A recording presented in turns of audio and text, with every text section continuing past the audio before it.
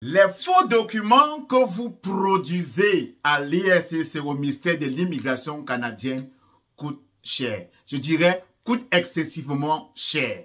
Il y a un futur Canadien qui en a payé le prix. Donc, c'est de son histoire dont je vais vous faire part dans cette vidéo. Et également, à la fin de cette vidéo, j'ai une grosse annonce à te faire. J'ai une très bonne nouvelle à te faire.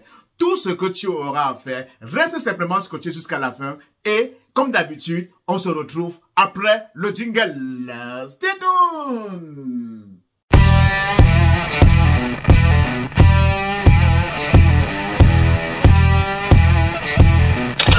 Coucou mes futurs Canadiens, très content de te parler encore aujourd'hui. Aujourd'hui, vous savez que nous sommes toujours dans la saison automnale, il fait relativement beau. Il y a une alternance soleil et nuages, comme disent les météorologues ici au Canada. Donc, nous n'avons pas véritablement commencé avec l'hiver. Et vous savez que ce qui défraie l'actualité ici au Québec en particulier, c'est la grève du corps enseignant, la grève des travailleurs sociaux et la grève du personnel de la santé. Cette grève va s'étendre du 21 novembre au 23 novembre 2023. Et pour ce qui est des enseignants, ils ont dit qu'ils vont gréver de façon indéfinie, ils vont gréver de façon illimitée.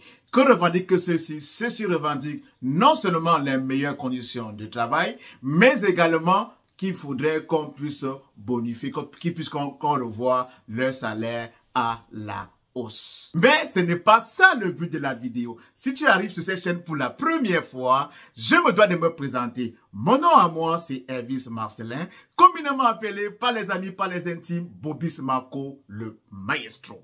J'ai créé cette chaîne Pension Immigration pour t'aider, toi, futur Canadien, à passer de l'autre côté de nouveaux Canadiens, ce par toi-même. À travers mes vidéos, à travers mes conseils, à travers mes astuces, à travers mon accompagnement et également à travers mon coaching, il y a beaucoup qui ont déjà réalisé leur rêve canadien et il y en a plusieurs qui sont sur le point de le faire. Donc, si toi également, tu veux faire partie de cette belle aventure, tu sais ce que tu as à faire. Mets pause cette vidéo et on se retrouve immédiatement après. Maintenant que tu l'as fait, nous allons entrer tout de suite dans le vif du sujet. Je te l'ai dit à l'introduction que les faux documents coûtent excessivement cher au Canada. Donc, dans la vidéo d'aujourd'hui, je vais te faire part de l'histoire d'un futur Canadien qui a vu son rêve canadien partir en fumée. Cette histoire remonte à il y a environ quelques semaines. Ce futur Canadien dont je préfère taire le nom, il fait partie de mes followers, m'a contacté via mon WhatsApp et donc, au début, il m'a envoyé plusieurs messages. Je ne comprenais pas trop pourquoi ces derniers me contactaient. Mais j'ai vu avec quelle insistance il essayait de rentrer en contact avec moi. À ce moment, je lui ai accordé 5 minutes gratuites de mon temps. On a fait un appel face-to-face afin que je puisse écouter sa douleur. Ce qui ressort de son histoire, c'est que ce futur Canadien voulait immigrer ici au Canada comme étudiant. Par l'intermédiaire d'un de ses proches, il m'a dit que c'était son cousin, il a fait la rencontre d'un monsieur qui résidait en Belgique, en Europe plus précisément. C'était un pseudo-consultant, il s'est passé pour un consultant, on les appelle vulgairement des consultants fantômes. Ce dernier lui a promis lui faire le visa étudiant moyennant la colossale somme de 6 500 000 francs CFA, qui est l'équivalent quasiment de 14 000 $ canadiens. Ça, c'est énorme, mon ami, mes futurs Canadiens. C'est énorme. Ce nouveau Canadien, vu qu'il voulait vraiment aller jusqu'au bout de ses rêves, effectivement, il était préparé financièrement. Il n'a pas hésité parce que ce consultant fantôme lui a vendu le rêve comme quoi il donnait la garantie à 100% qu'il devait avoir le visa étudiant. Donc voilà, donc ce futur Canadien verse de l'argent dans le compte de ces derniers. Bon, je n'ai pas voulu trop creuser, pendant nos échanges. Je suis demandé, il me dit qu'il a versé l'argent dans son compte, dans un compte d'un pays africain. Et ce dernier a donc, une fois qu'il a versé de l'argent, il est revenu vers ce pseudo-consultant avec le reçu de versement. Et ce pseudo-consultant a déclenché la procédure de demande de visa. Et Pendant le chemin faisant, il a demandé à notre nouveau Canadien de lui fournir tous ces documents. Vous savez ce qui va avec. Je ne vais pas me mettre par terre à vous citer dans la vidéo, elle va être très longue. Il a demandé son passeport, ses diplômes, son acte de naissance, s'il est marié, l'acte de mariage, s'il a des enfants, l'acte de naissance des enfants. Il lui a demandé son casier judiciaire. Bref, il lui a demandé tous ces documents. Ce futur Canadien n'a pas hésité. Il a produit tous ces documents, il a scanné, il a envoyé à ce consultant fantôme. Ce consultant fantôme a fait dans la demande en ligne, donc c'est lui qui a constitué la demande en ligne. C'est lui qui a fait toute la procédure sans même consulter le futur Canadien. Il a fait la procédure, on m'a dit, sur la base des documents que ce futur Canadien lui a produit. Bon, ce futur Canadien est resté tranquille, il était tellement confiant parce qu'il faisait confiance à ces deux consultants ou ce consultant fantôme parce qu'il a connu par l'intermédiaire de quelqu'un de proche. Il fait confiance à son proche. Par ricochet, il va faire confiance au second consultant. Voilà que le second consultant, il introduit la demande au niveau de l'IRCCC. Vous pouvez deviner la suite. Malheureusement, pour ce futur Canadien, ce n'est même pas de refus de visa. L'immigration est allée plus loin. Ce futur Canadien se voit interdit du territoire pendant 5 ans. Donc, il a eu une interdiction sur le sol, sur le territoire canadien pendant 5 ans. Cela lui a coûté cher. Ce second consultant revient vers le futur Canadien et lui fait part de la mauvaise nouvelle en lui spécifiant que lui, il a eu une interdiction sur le territoire canadien pendant 5 ans. Ce futur Canadien, tout en larmes, tout déçu, voyant non seulement son rêve canadien s'éloigner, mais voyant également son agent allait en fumée, a donc demandé à ce dernier, est-ce qu'il peut lui retourner ses dossiers, est-ce qu'il peut lui retourner tous ses documents afin qu'il voie vraiment de quoi il est question.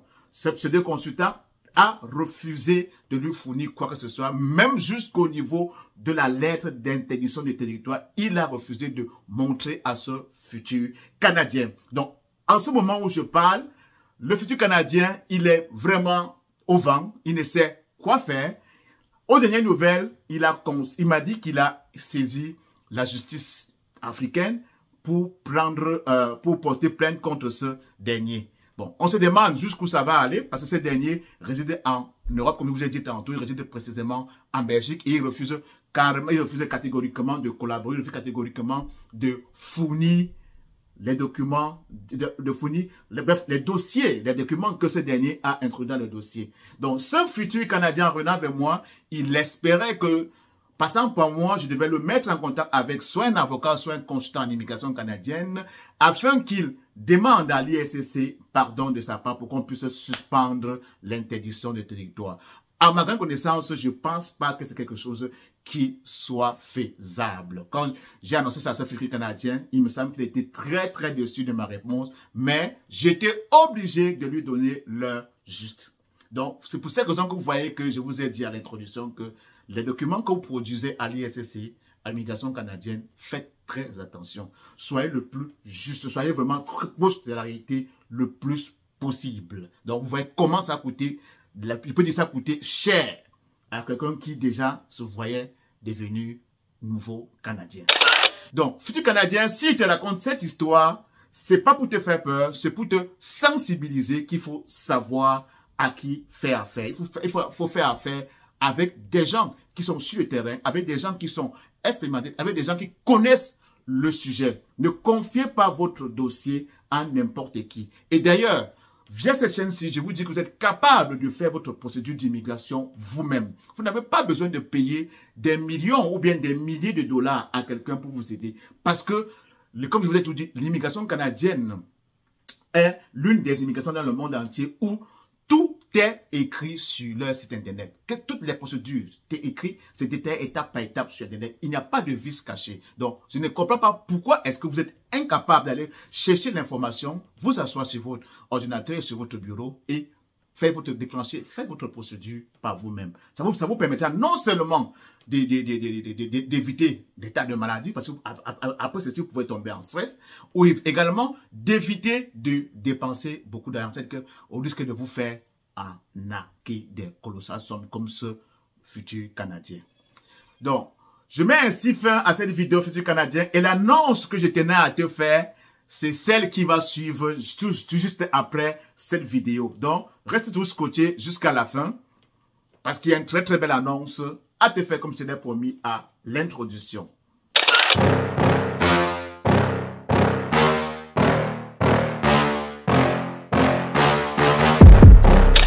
Maintenant que tu as écouté la vidéo jusqu'à la fin, qu'est-ce que tu vas retenir de cette leçon futur canadien? Ce que tu vas retenir tout simplement, c'est il va falloir que à l'avenir, tu essayes par toi-même de faire ta procédure d'immigration. Parce que l'immigration canadienne, je ne dirais pas que c'est chose facile, mais c'est prenable si vous faites les choses comme il se doit. Donc, dis-moi dans les commentaires si toi, dans ton entourage, tu as connu du monde qui, eux aussi, ont déjà été victimes non seulement de ce genre d'arnaque, mais également de ce genre de décision. Ça me ferait vraiment plaisir de te lire en commentaire. Et quant à nous, on va se retrouver comme d'habitude à très bientôt pour une nouvelle vidéo. Ciao!